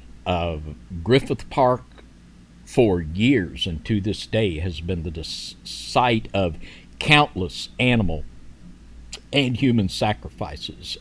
You can look this up on crime websites. For years, way back since Hollywood began, the mob, it was mostly the mob then, they would dump their bodies. But yeah, this has been the hot spot for satanic cults for years, and this is huge. It's like a 4,000 acre area. The Los Angeles Zoo is in Griffith Park. The Greek Amphitheater, there's like 2 museums. It's a large area, and it's wooded, and this has been a place for, I mean, I can't remember what all they were, but I mean, it's not just one body or 2. This has been countless altars, animal sacrifices for years, and ever since it began. So absolutely, it is, and it is a Bama. We've talked a lot about the Bama, the high place, and the worship of the Bama. And on the top of the Ma, they would have the grove on the Bama. So absolutely, this is exactly what it is, a high place to the goddess. Allie wanted to know, do you know the story of Emilio Fernandez, the Mexican actor that was the model for the Academy Award statuette? I do not. Can you ask that again? I didn't hear what it was. Do you know the story of Emilio Fernandez, the Mexican actor that was the model for the Academy Award statuette? Oh, no, sorry. I thought that's what you said, but I wanted to make sure, because I did do a little bit of study on the little statuette, but no. She'll have to share that with us and let us know. Yes. Have you seen the videos of Beyonce and Jay-Z at the B-ball game? And Al Roker recently, Shaquille O'Neal, and let's see, I'm sorry, I'm trying to read this question. I think a word left out. when the froze after a trigger word. Oh, in other words, somebody froze after the trigger word. I've seen many videos like that where they freeze after a trigger word, and look, one where Kanye did that. I've seen one where was it Hillary? What's the girl's name? That's Billy Ray Cyrus's daughter. Or Miley no, Cyrus. no, I'm sorry, not her. Katy Perry, the preacher's daughter. She had a MK Ultra breakdown on stage one time. She's Yeah. like, I don't want to be here, like kind of freaked out and had to be carried off the stage. I've seen several breakdowns like that of people's programming, and that happens with MK Ultra and other things. Sometimes people tend to break down from the programming and have to be reprogrammed. A trigger word will snap them out of it or snap them into certain character. It's really there's a lot of videos on that. I don't know if I've seen that particular one, but I have seen some very similar. Yeah, like Roseanne said, MK Ultra, it rules in Hollywood. It's we probably have even understated the case of how pervasive this is. And to really go to the top, you don't really go to the top, I don't believe, without, it would be very hard without being involved in this stuff. Tara wanted to know, are the Hollywood and elite, are they Satanists or self-God people? I'd say both, because you're going to have people that are Satanists. Obviously, you're going to have people that are white witches, and because you got the right-hand path, the left-hand path, and then you have basic principalities, like real principalities and spiritual wickedness in high places. In the Greek terms for these are actually classes of angelic beings. So you have a mix, and then you got people that are just going there because they want fame more than anything in the world, and they sell their soul. The Bible says, what does it profit a man to gain the whole world and lose his soul? And there's a lot of people that went over there just for that reason, that get wrapped up in these things, sometimes in a sacrifice to have blackmail against them. This is a big thing. And in the Heresies book by Hippolytus, he says that in Masonry and in secret societies, oftentimes they embarrass the person in the ritual so that they have something against them to use if they continue down the path, if they try to break free or try to whatever. And in Hollywood, you can't leave Hollywood. They're just like the song Hotel California. You can check out, but you can't ever leave. You will pay the price for trying to leave this. So there's a mixture of those people. I don't think it's all Satanists. I don't think it's all Luciferians. I think there's people that go there with good intentions, Christians maybe, that go there thinking, I'm going to change Hollywood and play a movie, but then they get wrapped up. You can't. There's a real principality over this area. It's a high gang violence area, high drug area, high prostitution, high child trafficking. My advice to anybody, if you want to go there and preach the gospel, do it. Don't try to get involved in the culture there by being this stuff. Go there, just like Paul in Ephesus. They were mad at him because people were starting to hate Diana there. Everybody in the world worshiped Diana, and Paul was bringing so many people out of it that the people that made these false idols were scared. That's the kind of stuff we need in Hollywood, not somebody to go over there and make their own little movie. Because if you think your movie is going to get through that makes an impact on society, and you're gonna put one over on these angels, you are deadly mistaken, and you don't know what you're talking about. It's not gonna happen. Well, as we know, things happen sometimes when you speak out. Of course, we've decided not to live in fear. We're going to keep speaking out about these things. Allie mentioned Joan Rivers died mysteriously after she said Michelle Obama was a transgender. Yeah. And he wasn't joking. Joan Rivers wasn't. So yeah, she called Barack Obama the first gay president, and the courage he had to marry a transvestite or whatever. I remember that. That was pretty interesting. And we do try to document everything as best as we can. Sometimes you can't, but there's so much going on. And it goes by so fast. And when you were talking about confronting them, we've always found out if you're going to confront a Freemason, you don't want to do it in a group of other Freemasons. You need to get the person individually. So that usually works a lot better. Mm-hmm. And there was interesting documentary on, of all places, the E! Channel, and it was called The Secret Societies of Hollywood, and it showed about a half dozen locations that you had to be a Hollywood A-lister to get into. And they said there that, you could have anything you want. I mean, there's nothing. It's whatever you want. And I mean anything you want. And if these are places that are known, operating in public, there's just no limits to what's going on in these secret places.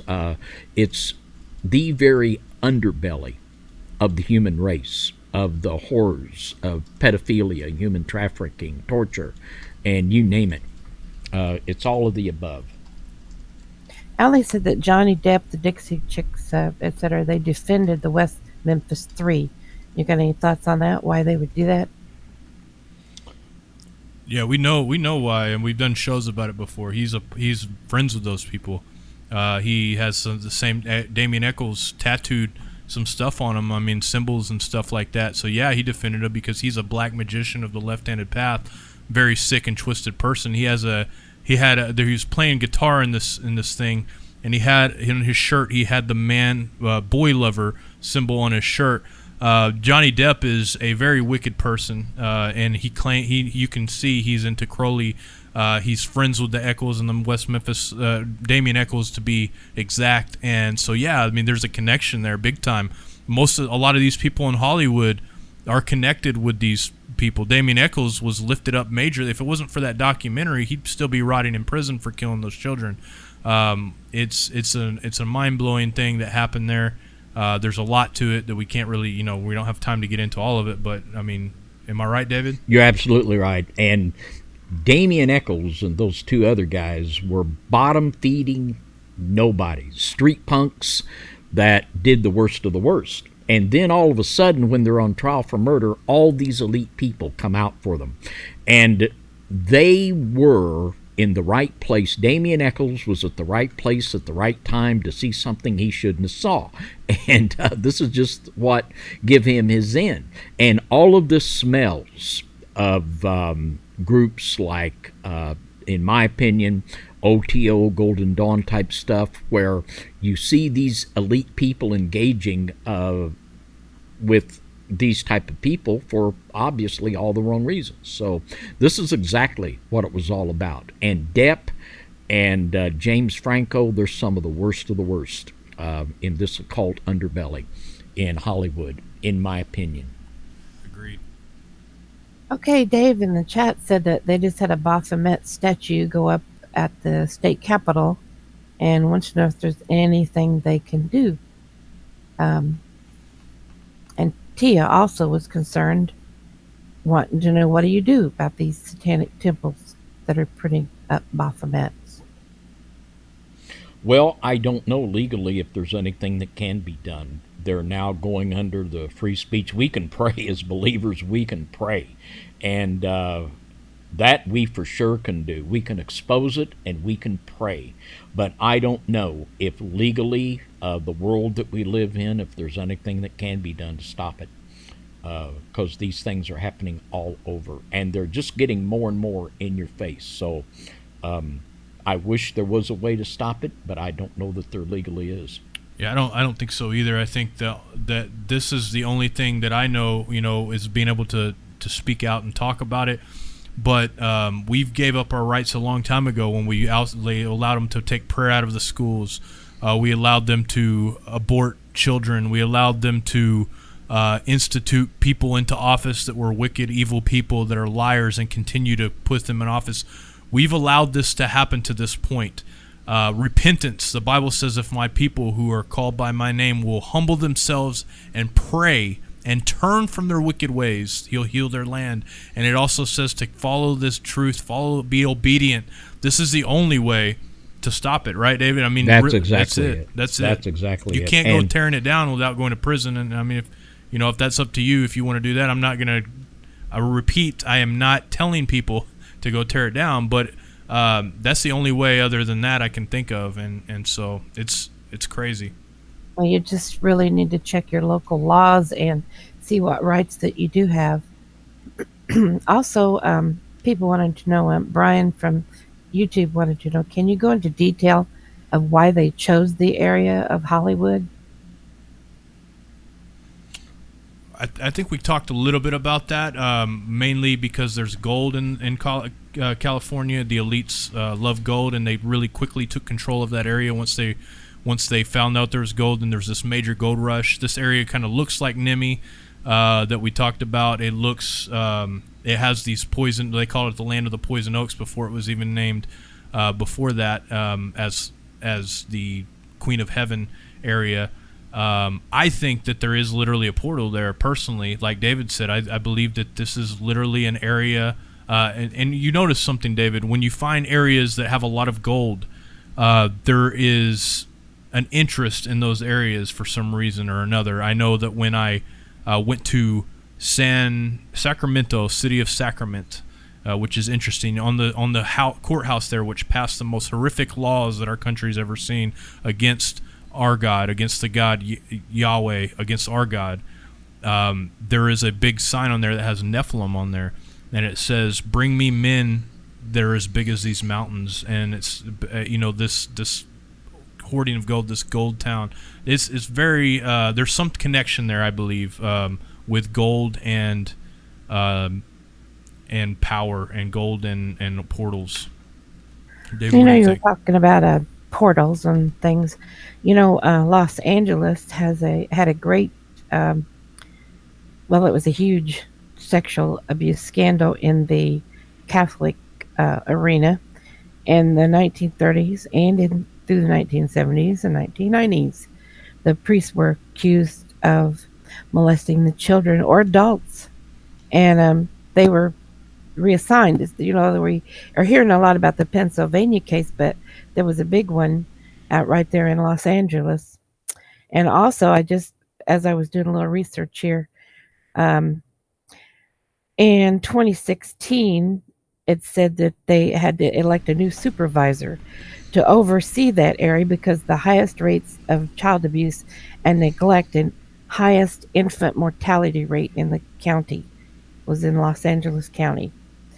And there's a lot that went on here, but it said there was the rate for the county as a whole was 14.6%, 1 in 7 young children. And I saw on another chart where children under the age of 1 were the most abused. And that is so sad because they're so defenseless. Any abuse is sad, but that's really bad when a child that young is molested. They don't have people to protect them, and they can't protect themselves. So it's been a hot place there. And the Antelope Valley, there in that same area, has also been one of the highest places that there's been child abuse cases reported. And I just saw in the statistics, one is reported every 10 seconds. Oh, my goodness. So it's really relevant when we talk about these, because these Hollywood stars, they were children once, and that's where it started. Most of them got abused as children, and that opened up the door for them to become a victim. So I wanted to ask myself, how can we encourage more Hollywood stars to come out of all this, about all this abuse? How can we encourage them? Well, I think by doing what we're doing tonight and letting them know that if they would do so, they might have a platform right here. And one thought on that question of why Los Angeles was chosen, we alluded earlier to the idea that goes all the way back to the Egyptian mysteries. We see it in the Kabbalah of the 4 cardinal points being associated with the 4 gods of the elemental spirits, earth, air, wind, and fire. We see it in Israel and Kabbalah, in ancient Egypt. And there was the idea, it's like marking your territory in the 4 cardinal points, the north, south, east, and west. And I believe that that is the western portal there in Los Angeles. And I think this is a lot of their basic theology and mentality behind this type of thinking. I agree. And to answer the question about stars, like David said, obviously we will give you as big a platform as we can until they kick us off, and who knows how long that will be.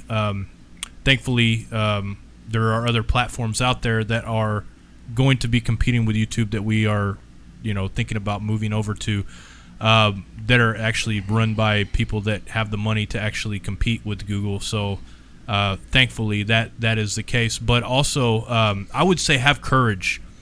Have courage, because the scripture, I've already said the scripture before, it says, what does it profit a man to gain the entire world but lose his soul? Amen. It doesn't profit you.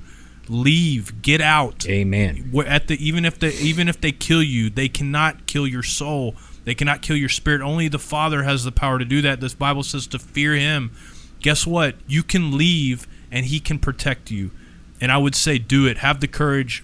Get up, walk away, speak out, and do something, because I know that you're afraid that you're not going to work again. I know that you get used to being worshipped as gods by people. I know that you are like the money, you like all these things, but I can promise you this, and anybody that has had money or success you can look at people like Robin Williams, and whether he was actually one of these person that was whacked by the star whackers, or one of these people that have had all this money. I've known people with so much money, yet they're so miserable, because success is not about money. Success is not about fame. To me, success is about being loved by your family and loving your family and doing the will of the one who made you. That's success. Money will not bring you happiness. If you're miserable, money will only bring you more misery. If you're evil, money will only bring you more evil. So I would say get out. Get out. Get out. There's no excuse. Get out. Amen. Amen, John. And, as I mentioned about Freemasons, it's better to do one-on-one.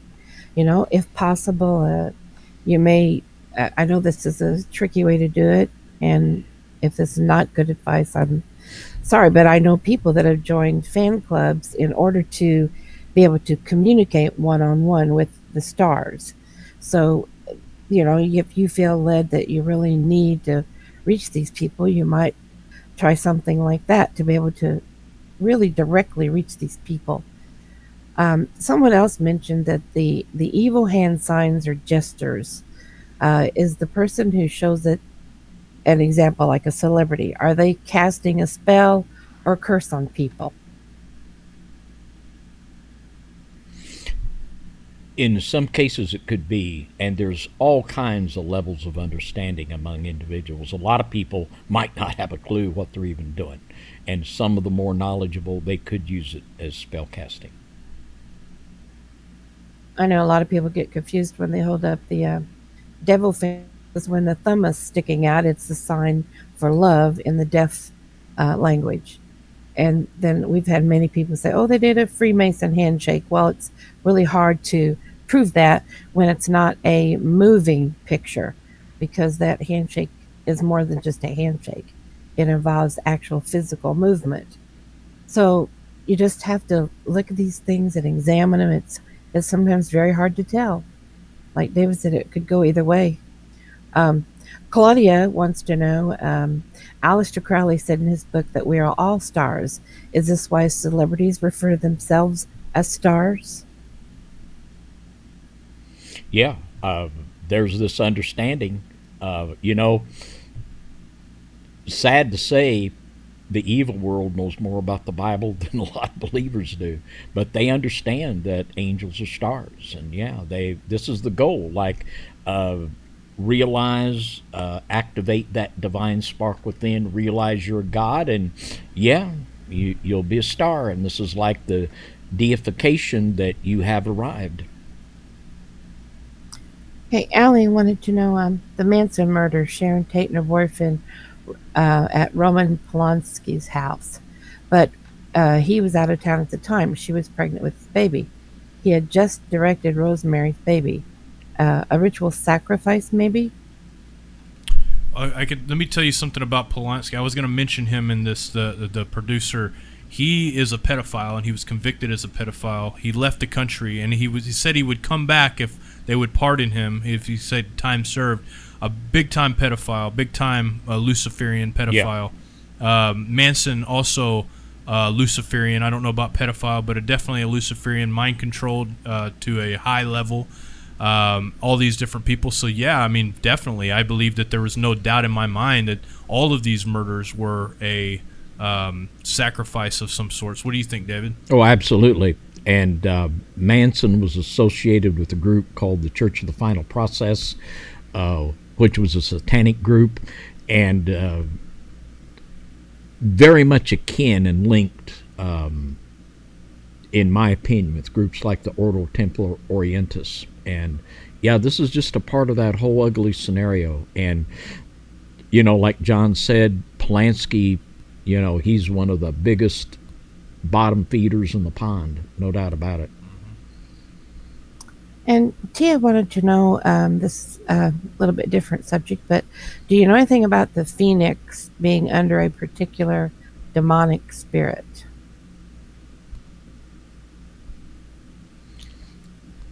Of the symbol of the phoenix, say that again, please. Yeah, she just wants to know, is there anything about the phoenix being under a particular demonic spirit? Well, the whole phoenix symbolism, originally the bird on the Great Seal of the United States was not an eagle but a phoenix. And the idea of the phoenix rising is the symbolism behind the New World Order, that it's going to rise from the ashes and America will be the new Atlantis to establish the New World Order. And of course, this is all very much ground zero of the occult spirits and what they want to establish.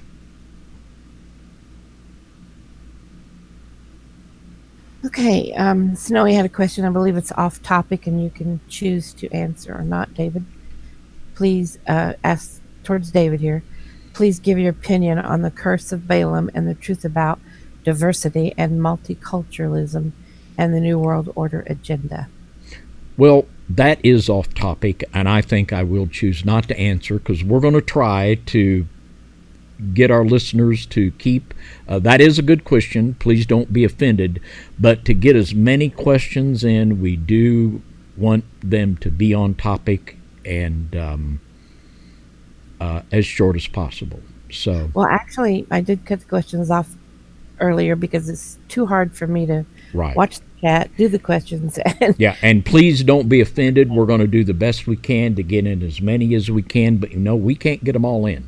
So we're going to do the best we can, and really you'll just have to pray for our humble efforts. And a couple of them are identical, so I've had to kind of truncate on some of them. You're doing a good job, Donna. We appreciate it, and we will do another show about this sometime with somebody that actually lives in LA that can tell some interesting stories and maybe add more insight to this subject, and we'll be able to bring a little bit more of our research.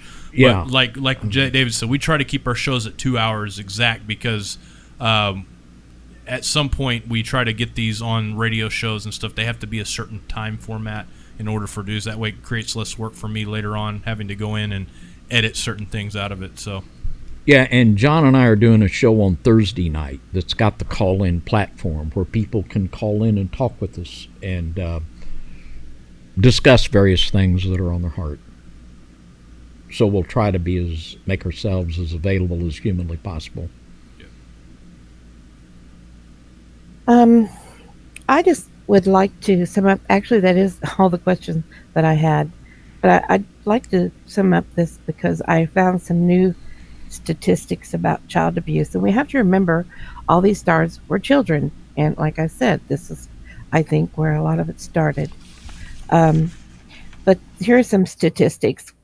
1 in 4 girls and 1 in 6 boys will be sexually abused before they turn 18 years old.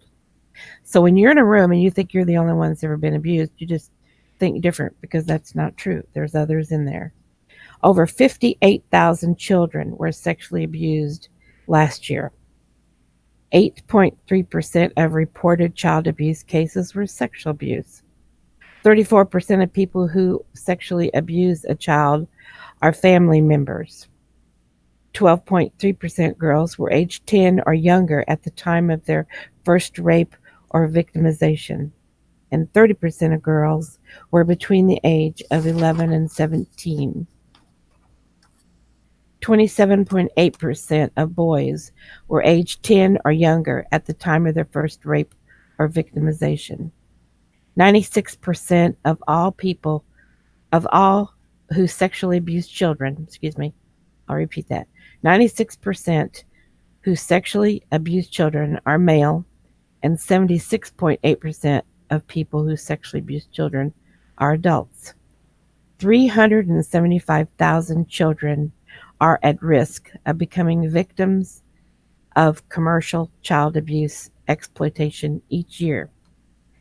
Caregiver, alcohol, or drug abuse is a child abuse risk factor, putting kids at a much larger risk for being abused. The average age when girls first become victims of prostitution is 12 to 14 years old, and the average age for boys is 11 to 13 years old. These are facts. These come from the national facts about child abuse. So this leads me to know that we all need to be spending more time in prayer to help protect our children, and we need to be compassionate when people come to us with their stories. We've been doing this for years, and nothing really surprises us. But this Hollywood thing, it has just become really blown out of proportion of all the things that are done there, because that is what people do to be entertained. They watch movies. And we're subjecting ourselves to a lot of things we shouldn't see. And these people in Hollywood, they've actually wanted to keep going. And because of the pride that's involved, a lot of it in their acting. So thank you for the show tonight. It really was interesting.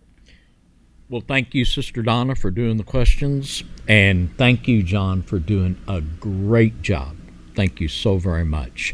And a big thank you to all of our Midnight Ride listeners. You are just the best. And with that, high five, everybody. High five. We'll see you next Saturday night on the Midnight Ride.